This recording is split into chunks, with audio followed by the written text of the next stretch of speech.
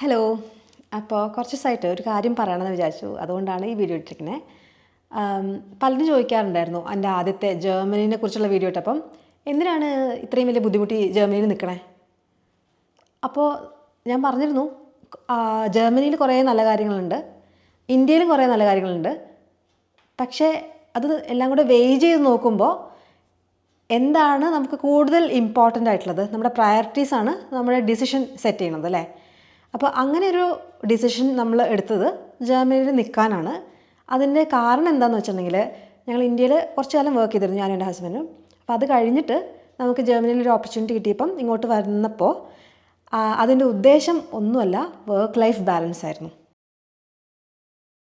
അപ്പോൾ ഞാൻ ഇന്ത്യയിൽ ഞാൻ മാസ്റ്റേഴ്സ് കഴിഞ്ഞിട്ട് ഞാനൊരു IT കമ്പനിയിൽ മെഷീൻ ലേണിംഗ് എഞ്ചിനീയറായിട്ട് വർക്ക് ചെയ്തിരുന്നു. അതൊരു അമേരിക്കൻ കമ്പനിയായിരുന്നു. ഒരു സ്റ്റാർട്ടപ്പ് എന്നാണ് അവരെ തന്നെ വിളിച്ചിരുന്നത്. പക്ഷേ 10 ഇയേഴ്സ് പ്ലസ് അവർക്ക് എക്സ്പീരിയൻസ് ഉണ്ടായിരുന്നു ഫീൽഡിൽ. അതൊരു സംഭവമാണ്. കമ്പനീസ് അവരവരെ സ്റ്റാർട്ടപ്പ് എന്ന് വിളിക്കും. എന്ന് വെച്ചാൽ സ്റ്റാർട്ടപ്പിൽ പൊതുവേ വർക്ക് ലൈഫ് ബാലൻസ് കുറച്ച് ഡിഫിക്കൽട്ടാണ്. എന്ന് വെച്ചാൽ ആൾക്കാർ ജോലിക്ക് കയറുമ്പോൾ തന്നെ അവർക്കറിയാം സ്റ്റാർട്ടപ്പ് ആണെന്ന്. അപ്പോൾ സ്റ്റാർട്ടപ്പിൻ്റെ പ്രത്യേകത എന്ന് വെച്ചാൽ നമ്മൾ നന്നായിട്ട് പണിയെടുക്കും, അപ്പോൾ നമ്മൾ കുറേ പണി പഠിക്കും. പക്ഷേ സ്റ്റാർട്ടപ്പ് ആയതുകൊണ്ട് നന്നായി പണിയെടുപ്പിക്കാനുള്ളൊരു എന്താ പറയുക, ഒരു തുറുപ്പ് ചീട്ടാണത് അവർക്ക്. ഞങ്ങൾ സ്റ്റാർട്ടപ്പ് അല്ലേ, നമുക്കൊക്കെ ഇവിടെ ഇങ്ങനെ പണിയെടുപ്പിക്കണ്ടേ എന്നുള്ളൊരു ഇത്. അപ്പം നമ്മളിതൊന്നും ആലോചിക്കുന്നില്ല. നമ്മളെ ക്യാമ്പസ് ഇൻ്റർവ്യൂ ഉണ്ടായിരുന്നു, അതിലൊരു ജോലി കിട്ടി, അടുത്തത് ഞാൻ. അപ്പോൾ നല്ല ജോബ് പ്രൊഫൈലായിരുന്നു. അപ്പോൾ ഞാനതിൽ ചേർന്നു.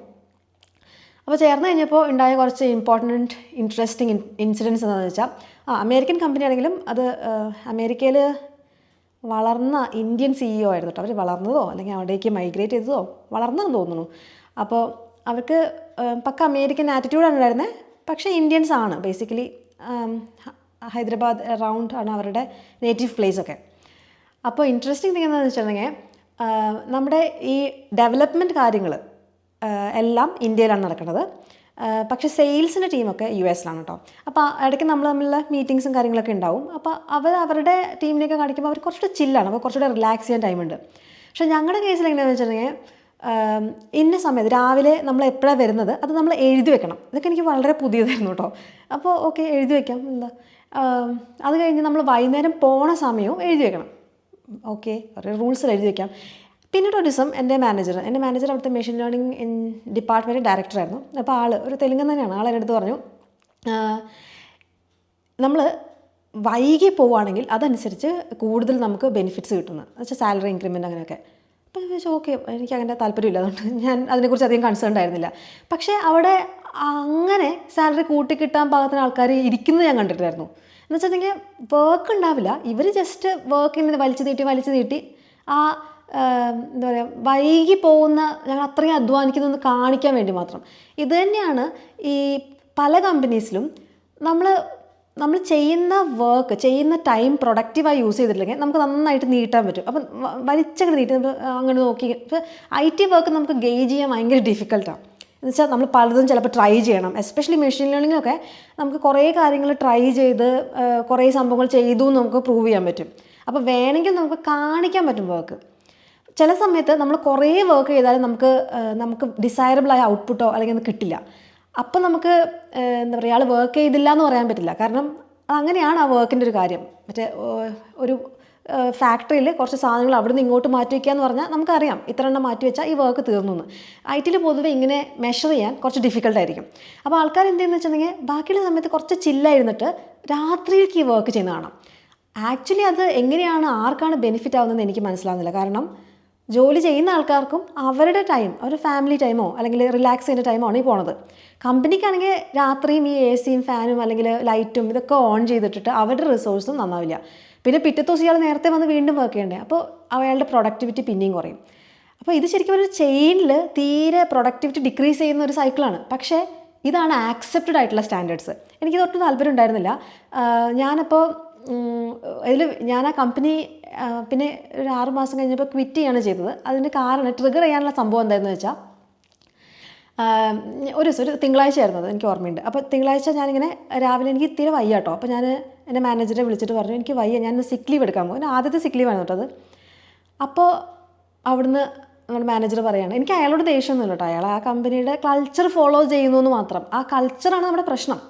അപ്പോൾ അയാൾ എൻ്റെ അടുത്ത് ഇങ്ങനെ പറഞ്ഞു, ശനിയാഴ്ച ഞങ്ങൾക്കൊരു മീറ്റിംഗ് ഉണ്ടായിരുന്നു അവിടെ CEO ഒക്കെ ആയിട്ട്.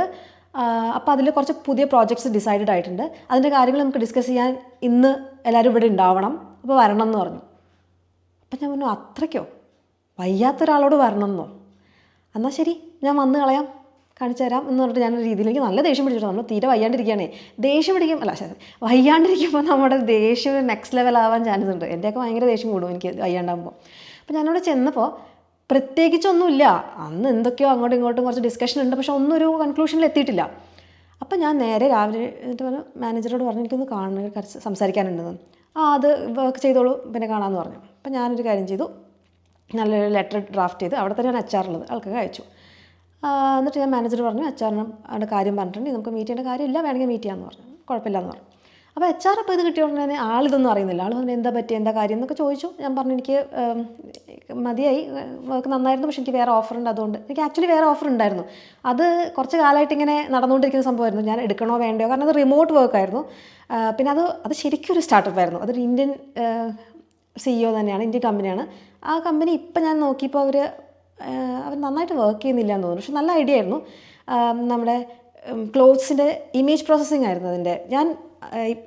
ഇപ്പോൾ ഞാൻ പറയുന്ന കമ്പനിയിൽ ഞാൻ ടെക്സ്റ്റ് ബേസ്ഡ് മെഷീൻ ലേണിംഗ് ആണ് ചെയ്തിരുന്നത്. പിന്നെ ഞാൻ മാറാമെന്ന് വിചാരിച്ച കമ്പനിയിൽ ഇമേജ് പ്രോസസ്സിംഗ് വെച്ചിട്ട് ക്ലോത്ത്സിൻ്റെ പാറ്റേൺ റെക്കഗ്നൈസ് ചെയ്യുന്ന ഒരു എന്ന് വെച്ചാൽ ചിലത് പോൾക്ക ഡോട്ട്സ് ഉണ്ടാവും, ചില സ്ട്രൈപ്സ് ഉണ്ട്. അപ്പോൾ അങ്ങനെ നമ്മൾ എന്ത് ക്ലോത്ത് മെറ്റീരിയൽ വന്നാലും അതിൻ്റെ കുറച്ച് ഫീച്ചേഴ്സ് നമ്മൾ മെഷീൻ ലേണിംഗ് വെച്ചിട്ട് ഐഡൻറ്റിഫൈ ചെയ്യാനുള്ള ഒരു മെഷീൻ ലേണിംഗ് മോഡൽ ക്രിയേറ്റ് ചെയ്യുന്നതായിരുന്നു അവിടുത്തെ ജോലി. അപ്പോൾ കുറച്ച് കാര്യങ്ങൾ കൊണ്ടുപോകണം. ഓഫീസ് ബാംഗ്ലൂരാണ് അവരുടെ.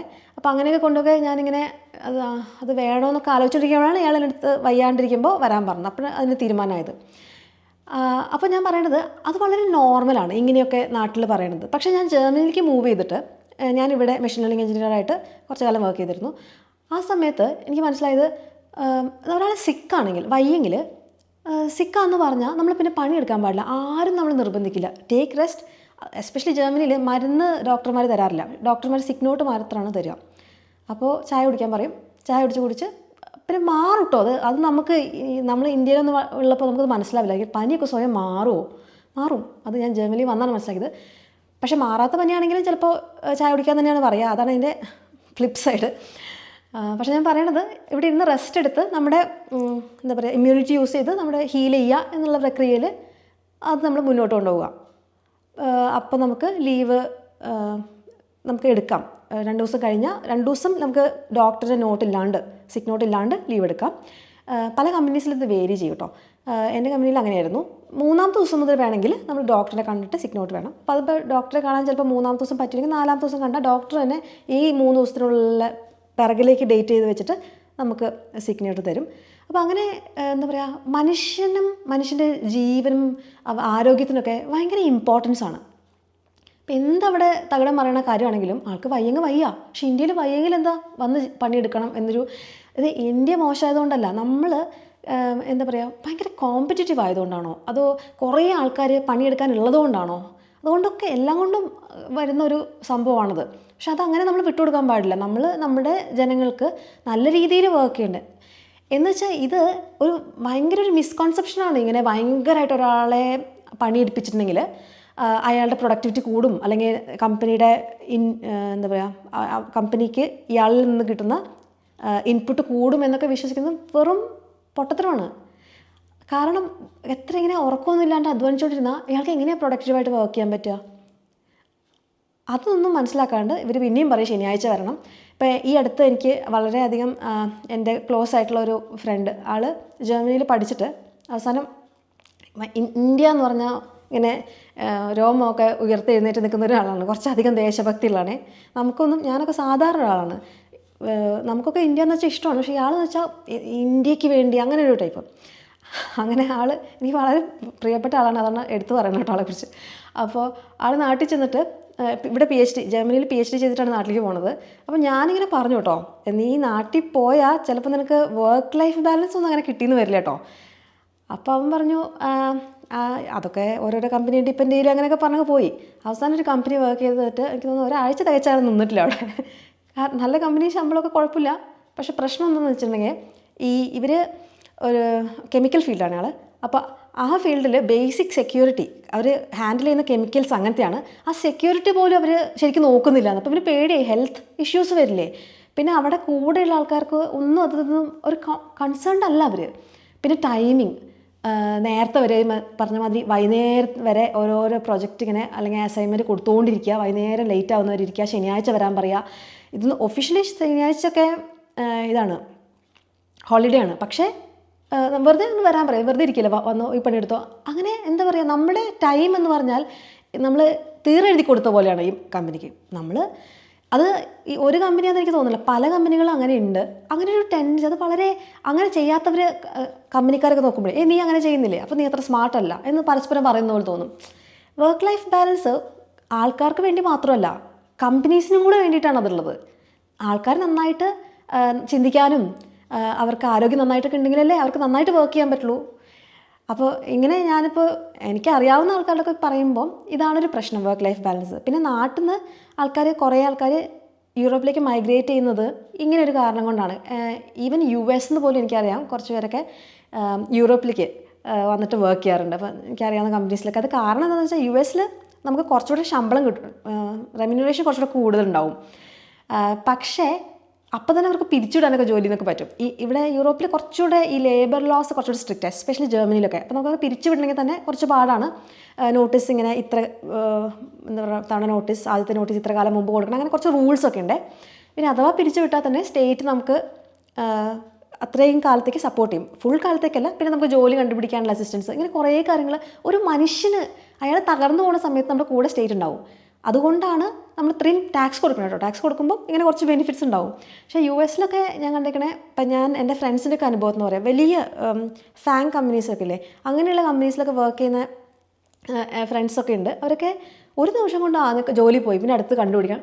എനിക്ക് അങ്ങനത്തെ ഒരു ലോകത്ത് ജീവിക്കുന്നത് എത്ര സ്ട്രെസ്ഫുള്ളാണ്. എന്തിനാണ് നമ്മൾ അതിനുവേണ്ടി നിൽക്കുന്നത്? നമ്മൾ ജീവിക്കുന്നത് ലൈഫ് ഹാപ്പി ആക്കാൻ വേണ്ടിയിട്ടല്ലേ. പിന്നെ ഒരു ഇൻട്രസ്റ്റിംഗ് കാര്യം എന്ന് വെച്ചിട്ടുണ്ടെങ്കിൽ, ഞാൻ വർക്ക് ചെയ്യുമ്പോൾ ഉണ്ടായ അനുഭവങ്ങളൊക്കെ പറയാം കേട്ടോ. ജർമ്മനിയിൽ ഞാൻ ജോലിക്ക് കയറി, അത് കഴിഞ്ഞ് നമ്മളൊന്ന് കുറച്ചൊന്ന് പ്രൂവ് ചെയ്യണമല്ലോ. ആ സമയത്ത് നമ്മൾ 5 മണി വരാനല്ലേ വർക്കിൻ്റെ സമയം. കാരണം ഞാൻ നേരത്തെ വരും. അപ്പോൾ 5 മണി വരെ വർക്ക് ചെയ്താൽ മതി നമ്മൾ. പക്ഷേ എന്തെങ്കിലുമൊക്കെ ഒരു എക്സ്ട്രാ ചെയ്യാമെന്ന് വെച്ചിരിക്കുമ്പോൾ എൻ്റെ അപ്പുറത്തുള്ള മാനേജർ വന്നിട്ട് പറഞ്ഞു, എൻ്റെ സ്വന്തം മാനേജറല്ല, ഞങ്ങളൊക്കെ ഒരു ടീമാണ്, പക്ഷേ ഞങ്ങൾ അതിൽ തന്നെ ചെറിയ ചെറിയ ഡിവിഷൻസ് ഉണ്ട്. അപ്പോൾ അപ്പുറത്തെ കുറച്ച് സീനിയർ ആയിട്ടുള്ള ആൾ വന്നിട്ട് എൻ്റെ അടുത്ത് പറഞ്ഞു, വിനീത 5-ന് ശേഷം അങ്ങനെ ഇരിക്കണ്ട കേട്ടോ, ഇരിക്കണമെന്നില്ല എന്നൊന്നുമില്ല, ഇരിക്കണ്ട കേട്ടോ, അത് ഇരിക്കാൻ പാടില്ല കേട്ടോ എന്നുള്ള രീതിയിലാണ് പറഞ്ഞത്. അപ്പോൾ എനിക്ക് എൻ്റെ ദൈവമേ, സ്വപ്നം പോലെയൊക്കെ തോന്നി അങ്ങനെയൊക്കെ. കാരണം നമ്മൾ പ്രീവിയസ് കമ്പനിയിൽ അങ്ങനെയല്ലല്ലോ കേട്ടത്. ശനിയാഴ്ച എന്താ വരാത്തത്, സുഖമില്ലാത്തപ്പോൾ എന്താ വരാത്തതെന്ന് ചോദിക്കുന്ന സമയത്ത് നിന്ന്. അതുപോലെ റൈറ്റ് ടു ഡിസ്കണക്ട് എന്ന് പറഞ്ഞിട്ടുള്ള ഒരു ലെജിസ്ലേഷൻ ഉണ്ട്. ജർമ്മനിയിൽ അത് ഇംപ്ലിമെൻറ്റ് ചെയ്തിട്ടില്ല എങ്കിലും പല കമ്പനീസ് അവരോ സ്വയം അങ്ങനത്തെ ഒരു സംഭവം ഏറ്റെടുത്തിട്ടുണ്ട്. എന്ന് വെച്ചിട്ടുണ്ടെങ്കിൽ നമ്മൾ വർക്ക് കഴിഞ്ഞാൽ പിന്നെ മാനേജേഴ്സ് ആരും നമ്മളെ കോൾ ചെയ്യാൻ പാടില്ല. ഇപ്പോൾ ചില കമ്പനീസിലൊക്കെ ചില പ്രോജക്ട്സിലൊക്കെ ഓൺ കോൾ ഉണ്ടാവും. അത് സെപ്പറേറ്റ്ലി അവർ എഗ്രിമെൻറ്റ് വെച്ചിട്ട് ഇന്ന ദിവസം ഇന്ന ആൾക്ക് നമുക്ക് ഓൺ കോൾ ഡ്യൂട്ടി ഉണ്ട്, അതിന് വേണ്ടിയിട്ട് എക്സ്ട്രാ പേയ്മെൻറ്റ് ഉണ്ടാവും. അപ്പോൾ അങ്ങനെയൊക്കെ സെറ്റപ്പ് ഉണ്ട്. നമുക്ക് ചില വർക്കിന് അങ്ങനെ ഉണ്ടാവുമല്ലോ. ചിലപ്പോൾ നമുക്ക് വൈകുന്നേരം എന്തെങ്കിലും കസ്റ്റമർ സപ്പോർട്ട് കൊടുക്കേണ്ടി വരും. അപ്പോൾ കുറച്ച് ആൾക്കാർ അതിന് ഡെസിഗ്നേറ്റഡ് ആയിട്ട് ഇരിക്കേണ്ടി വരും. പക്ഷേ അല്ലാത്ത കേസിൽ ഇപ്പോൾ ഞാൻ അങ്ങനത്തെ ഓൺ കോൾ ഡ്യൂട്ടീസ് എനിക്ക് ഉണ്ടാവാറുണ്ടായിരുന്നില്ല.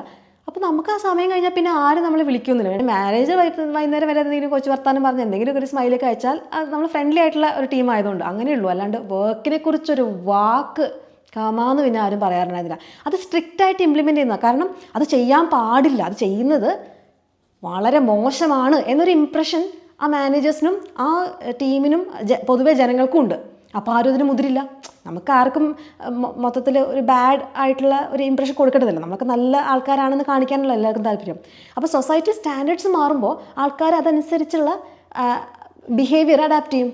അത് മാത്രമല്ല പല സ്ഥലത്തും, ഇപ്പോൾ യൂറോപ്പിലാണെങ്കിൽ കൂടുതലായിട്ട് അറിയാണ്, UK ഇപ്പോൾ നടന്നുകൊണ്ടിരിക്കുകയാണ് 4 day വർക്ക് വീക്ക്. ഒന്ന് ആലോചിച്ച് നോക്കിക്കേ, തിങ്കൾ ചൊവ്വ ബുധൻ വ്യാഴം കഴിഞ്ഞു, വെള്ളി ശനി ഞായർ നമ്മുടെ സമയം. അങ്ങനെ ഒന്ന് ഇമാജിൻ ചെയ്ത് നോക്കിയേ. അങ്ങനത്തെ ഒരു വർക്ക് വീക്ക് ഇവിടെ ജർമ്മനിയിൽ പല കമ്പനീസും ട്രയൽ നോക്കിയിരുന്നു, UK നോക്കിയിരുന്നു. ഇപ്പോൾ UK അതിൻ്റെ റിസൾട്ട് വന്നിട്ടില്ല, ഇപ്പോൾ ട്രയൽ നടന്നുകൊണ്ടിരിക്കുകയാണ്. പക്ഷെ അങ്ങനെയൊക്കെ കമ്പനീസ് അഡോപ്റ്റ് ചെയ്യുമ്പോൾ അതിൻ്റെ അർത്ഥം എന്താ? നമുക്ക് കുറച്ചുകൂടെ സമയം കിട്ടും. ആ ഒരു സമയത്താണ് നമ്മൾ നാട്ടിൽ ഓരോ ന്യൂസ് കേൾക്കണത്. ഇങ്ങനെ ഇപ്പോൾ ആ കുട്ടിയുടെ വാർത്ത കേട്ടിട്ടാണ് ഞാൻ ശരിക്കും പറഞ്ഞാൽ ഇതിലൊരു ഈ കാര്യം മുമ്പ് പറയണമെന്നുണ്ടായിരുന്നു. പക്ഷേ ഇതുകൂടെ കേട്ടപ്പോൾ എനിക്ക് ഈ സമയത്ത് എന്തായാലും പറയണമെന്ന് തോന്നി. അപ്പോൾ ഈ 5 day വർക്ക് വീക്കിന് പകരം 4 day വർക്ക് വീക്ക് അങ്ങനത്തെ ഒരു കോൺസെപ്റ്റ് കേൾക്കുമ്പോൾ തന്നെ പല ആൾക്കാരും പിന്നെ അത് അങ്ങനെയൊക്കെ ചെയ്തിട്ടുണ്ടെങ്കിൽ പിന്നെ കമ്പനിയുടെ കാര്യം കഷ്ടപ്പാട് തന്നെ എന്നൊക്കെ വിചാരിക്കണ്ടാവില്ലേ. പണ്ട് അമേരിക്കയിൽ 6 ഡേ വർക്ക് വീക്ക് ആയിരുന്നു. അപ്പോൾ എന്ന് വെച്ചാൽ 6 ദിവസം, ഞായറാഴ്ച മാത്രം ഒരു അവധി എന്നുള്ള രീതിയിലാണ് വർക്ക് ചെയ്തിരുന്നത്. ആ സമയത്ത് ഹെൻറി ഫോർഡാണ് 5 ഡേ വർക്ക് വീക്ക് ഇംപ്ലിമെൻറ്റ് ചെയ്തത് അവിടെ അയാളുടെ കമ്പനിയിൽ. അതൊരു സക്സസ് ആയിരുന്നു. കാരണം ആൾക്കാർക്ക് 2 ദിവസം അവധി കിട്ടുമ്പോൾ നല്ല നല്ല രീതിയിൽ പ്രൊഡക്റ്റീവായിട്ട് പിന്നീട് വർക്ക് ചെയ്യാൻ പറ്റി. അപ്പോൾ കമ്പനിക്കും ഗെയിൻ ചെയ്യാൻ പറ്റി. ഈ ആൾക്കാർക്ക് കുറച്ചുകൂടെ എക്സ്ട്രാ ടൈമുള്ളതുകൊണ്ട് അവർ തന്നെ ഈ ഫോർഡിൻ്റെ കാറുകൾ വാങ്ങിക്കാൻ തുടങ്ങി. അപ്പോൾ കാർ സെയിൽസ് കൂടി. കാരണം അവർക്കും വീക്കെൻഡൊക്കെ ഉണ്ടെങ്കിൽ എങ്ങോട്ടെങ്കിലൊക്കെ കാറിൽ പൊക്കൂടെ. അപ്പോൾ അങ്ങനെ ആൾക്കാരുടെ ലൈഫ് ഇമ്പ്രൂവ് ചെയ്യുമ്പോൾ കമ്പനിയുടെയും കാര്യങ്ങൾ ഇമ്പ്രൂവ് ചെയ്യാണ്. ഇത് പറഞ്ഞത് 1926 കാര്യം കേട്ടോ, ഇപ്പോഴൊന്നുമല്ല.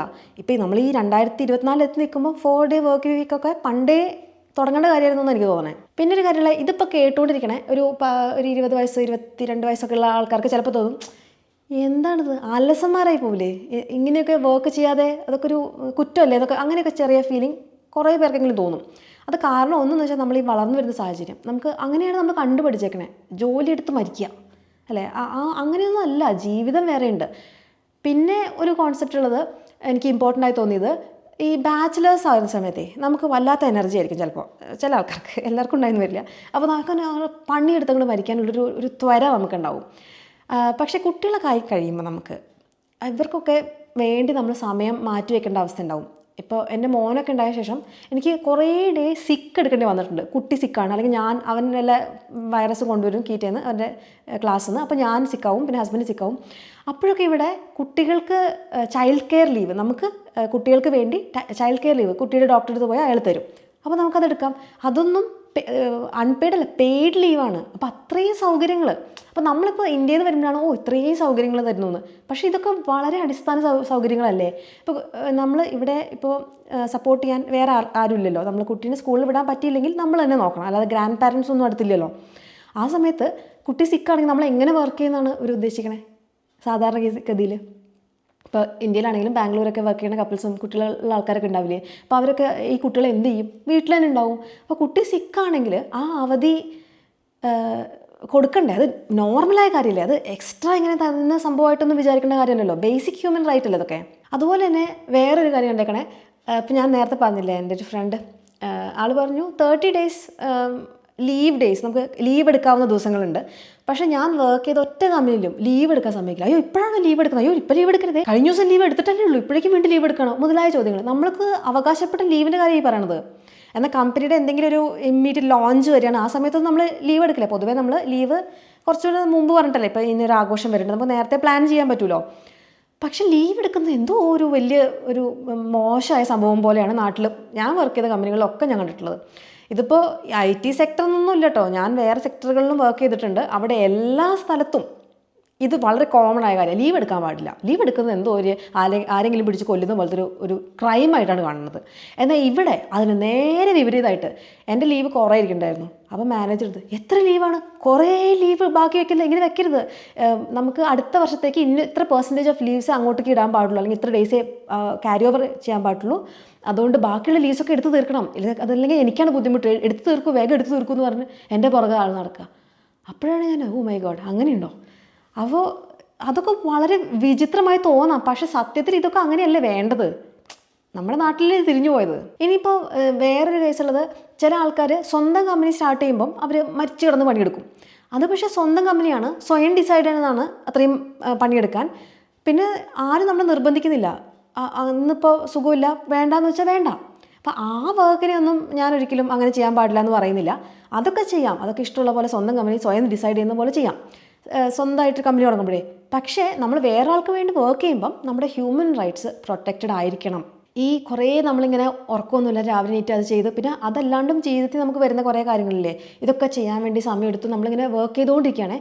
അങ്ങനെ ഇരിക്കുമ്പോൾ നമുക്ക് ജീവിതത്തിൽ നിന്ന് എന്തൊക്കെയോ ഇങ്ങനെ പോകുന്ന പോലെ, നമുക്ക് ആരോഗ്യമില്ലാത്ത പോലെ, നമുക്ക് വല്ലാത്ത പോലെയൊക്കെ തോന്നും. അങ്ങനെയൊന്നും ഇപ്പോൾ നമ്മൾ കുറേ എന്തെങ്കിലും ഒരു കാര്യത്തിൽ ഭയങ്കര ഇൻറ്റൻസ് ആയിട്ട് കുറേ കാലം നീണ്ടു നിന്ന് വർക്ക് ചെയ്താൽ ആ ഫീലിംഗ് നമുക്ക് വരും. അത് ബേൺ ഔട്ടാണ്. അങ്ങനെ ഒരു അവസ്ഥയിൽ നമുക്ക് പ്രൊഡക്റ്റീവായിട്ട് വർക്ക് ചെയ്യാൻ പറ്റില്ല. നമ്മുടെ ആരോഗ്യം ക്ഷയിക്കും.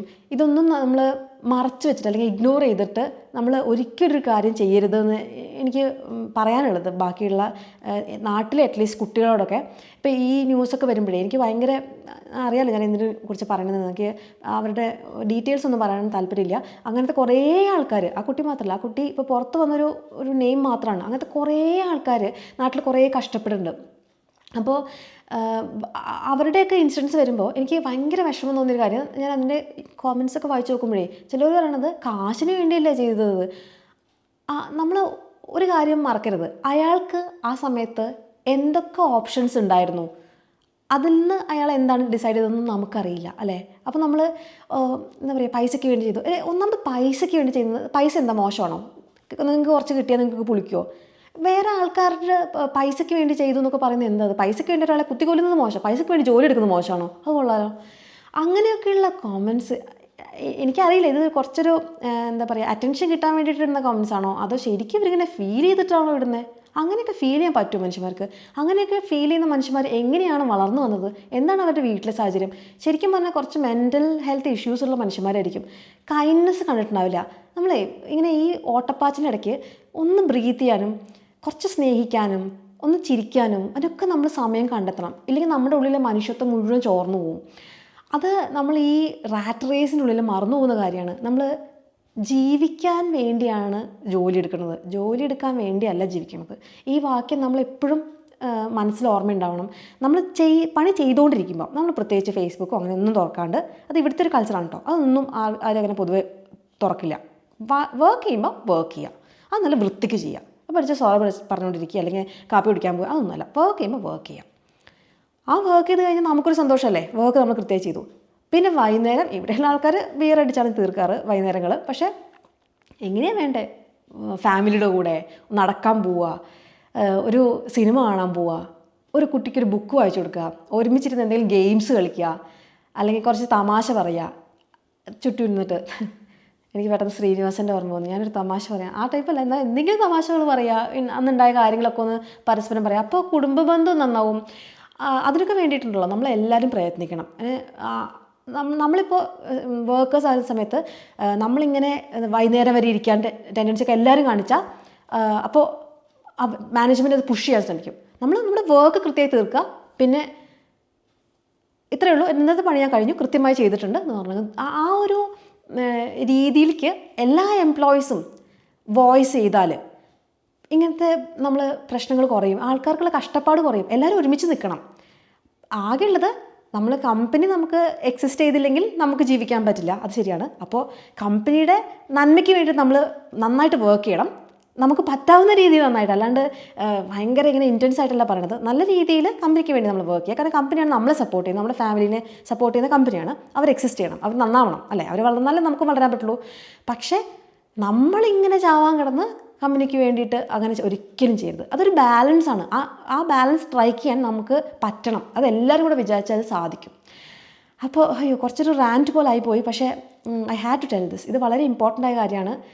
ആൻഡ് നമ്മളൊക്കെ വർക്ക് ചെയ്യുമ്പോൾ കൂടെയുള്ള ഇങ്ങനെ എന്തെങ്കിലും സഫറിങ് ആയിട്ടുള്ള കുറച്ച് കഷ്ടപ്പെടുന്ന ആൾക്കാരുണ്ടെങ്കിൽ അവർക്കൊക്കെ ഒരു സപ്പോർട്ടീവ് ഹാൻഡ്സ് ആവുക, സംസാരിക്കുക. നമ്മളൊക്കെ അൾട്ടിമേറ്റ്ലി മനുഷ്യന്മാരാണ്, നമ്മൾ ഒരുമിച്ച് പ്രവർത്തിച്ചിട്ടാണ് ഇത്രയും നമുക്ക് പുരോഗമനം കൈവരിക്കാൻ പറ്റിയത്. അപ്പോൾ നമ്മൾ സപ്പോർട്ടീവ് ആവുക, കൈൻഡ് ആവുക. അതെന്തൊക്കെ അത്രയേ ഉള്ളൂ. അടുത്ത ദിവസം കാണാം. ബൈ.